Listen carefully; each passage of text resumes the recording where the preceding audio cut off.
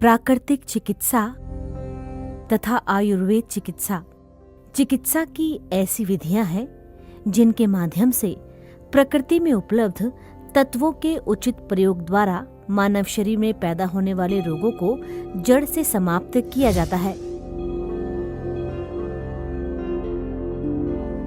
प्राकृतिक एवं आयुर्वेद चिकित्सा में कई प्रकार की पद्धति उपस्थित है जिनका प्रयोग करके विभिन्न प्रकार के रोगों का उपचार सफलतापूर्वक किया जाता है।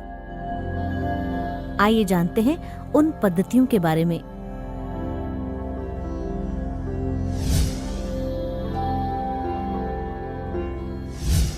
शिरोधारा। शिरो का अर्थ है सिर और धारा का अर्थ है प्रवाह।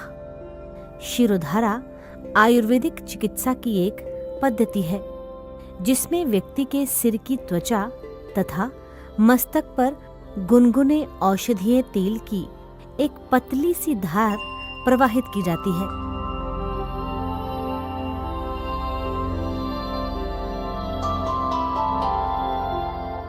आयुर्वेद के अनुसार माना जाता है कि शिरोधारा के प्रयोग से अत्यंत शांति मिलती है। साथ ही ये पद्धति आपको यौवन प्रदान करती है और आपके सेंट्रल नर्वस सिस्टम की कार्य प्रणाली को भी सुधारती है।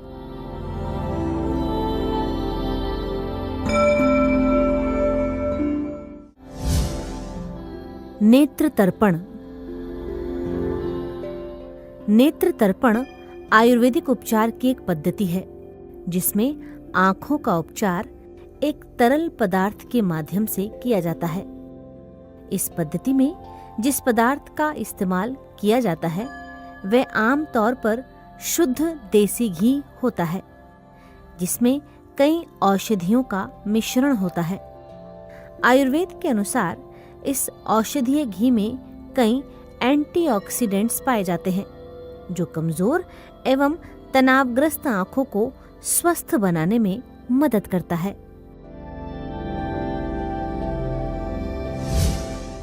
Steam bath.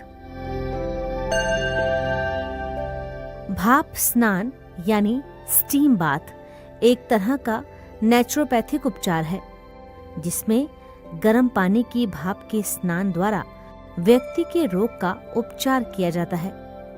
स्टीम बाथ आपके पूरे शरीर को भाप के संपर्क में लाता है जिससे आपको पसीना आता है और जो प्रभावी रूप से आपके शरीर से विषाक्त पदार्थ बाहर निकालता है।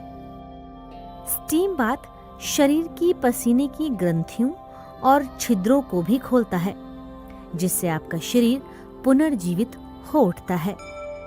ये पद्धति गठिया, शरीर में दर्द, शरीर के ब्लड सर्कुलेशन और मोटापे में काफी लाभकारी मानी गई है।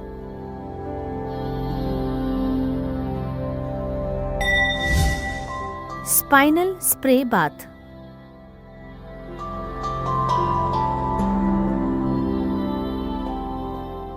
स्पाइनल स्प्रे बाथ एक नेचुरोपैथिक उपचार है जिसके अंतर्गत रीढ़ पर पानी का स्प्रे किया जाता है। नेचुरोपैथी में माना गया है कि इस तकनीक से पीठ की मांसपेशियों को आराम मिलता है और साथ ही जोड़ों के दर्द से भी राहत मिलती है।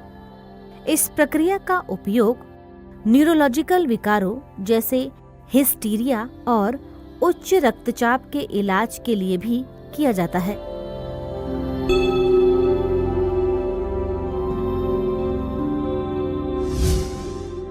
Mud bath.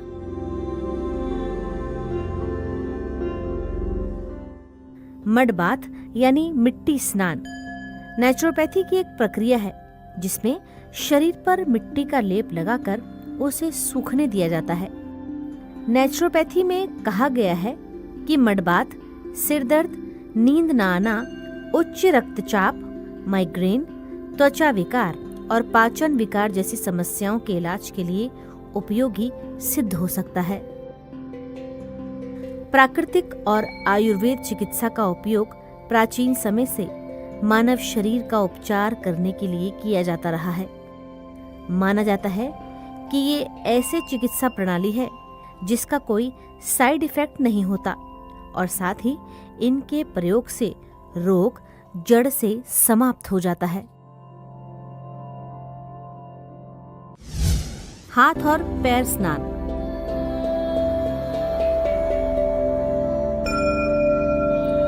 फुटबाथ आम वाती दर्द, अत्यधिक पसीना, थके हुए और जलते पैरों तथा थके हुए शरीर को पुनर्जीवित करने में मदद करने के लिए एक बहुत अच्छी थेरेपी है, क्योंकि लोग अक्सर अपने पैरों का ध्यान रखने में लापरवाह होते हैं। हालांकि फुटबाथ हैंड बाथ की तुलना में कहीं अधिक सामान्य है, लेकिन फुटबाथ आपके हाथों को भी कई तरह के लाभ प्रदान करती है। एक अच्छी फुटबाथ गठिया के दर्द और ऐंठन को कम करती है। ये थेरेपी सिर दर्द, दांतों के दर्द, मासिक धर्म, अधिक सर्दी जुकाम, अपच, अस्थमा, निमोनिया तथा ठंडे हाथों और पैरों की समस्या में बहुत लाभकारी मानी गई है। छाती के संकुलन, श्रेणी संकुलन तथा गुर्दे, गले और कान की सूजन के लिए इस थेरेपी के उपचार की सलाह दी जाती है। माना जाता है कि ये थेरेपी हर उस स्थिति के लिए मूल्यवान है जिसमें विषहरण की आवश्यकता होती है। Colon therapy.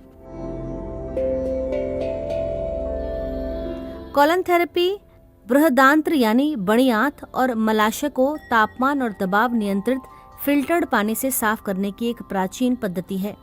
ये थेरेपी बृहदांत्र से प्रभावित मल पदार्थ, गैस, बलगम और अन्य अपशिष्ट पदार्थों को निकालने का एक सुरक्षित और प्रभावी तरीका है।